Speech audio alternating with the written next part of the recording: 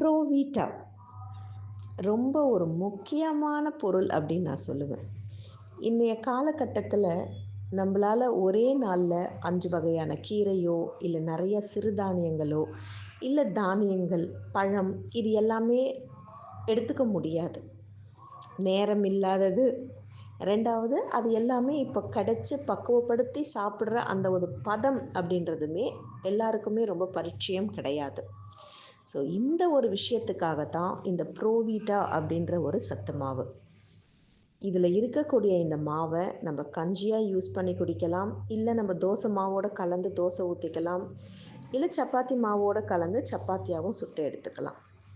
இது நாள்பட நம்ம சாப்பிட்டுட்டு வரும்போது நம்ம உடம்புடைய மெட்டபாலிசம் ரேட் அப்படின்றது கரெக்டாக வந்து பசி அப்படின்றது நல்லபடியாக எடுக்கும். ஸோ அந்த பசி எடுக்கும்போது நம்ம ஆரோக்கியமான உணவாக சாப்பிட்றதுக்கான வழிவகுத்து தருது.